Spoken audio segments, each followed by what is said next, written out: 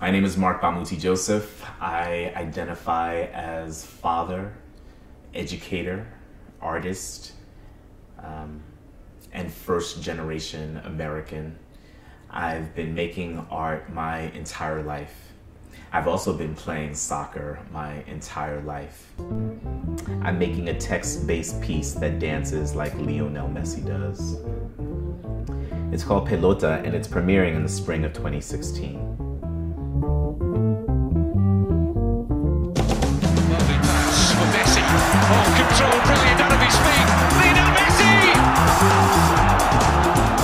So somewhere between writing a future and finding freedom on the soccer field, I found myself making this piece.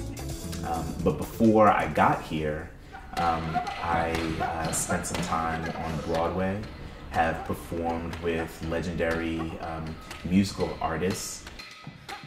I've made several poetically based works for stage all over the world, and I currently serve as Chief of Program and Pedagogy at Yerba Buena Center for the Arts. peh-LO-tah will integrate tools I've been growing for years in ensemble: spoken word text, movement, the folkloric music of hip-hop's diaspora.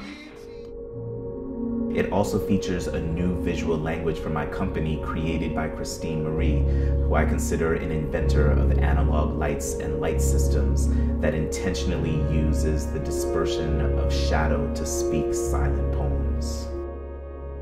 It speaks directly to an experience that I had beginning in 2009 in South Africa as that country started preparing for the World Cup there, and also follows a mythological journey of the seas, the game, and economy coming together in Brazil. And then it rests in the United States of America with immigrant communities finding American promise on the soccer field. Thematically, topically, it feels visceral and rich and ready and searching for the kind of freedom that I think we're all grasping for.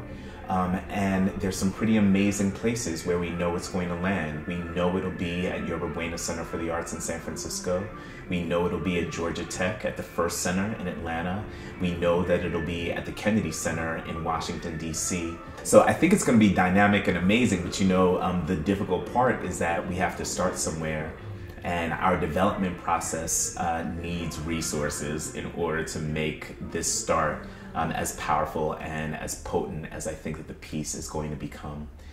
So we're asking for partnership, for participation, and for belief in something that's going to be totally extraordinary, that hopefully will turn the dial just a little bit in how we view the intersection of art, sport, and freedom in contemporary times.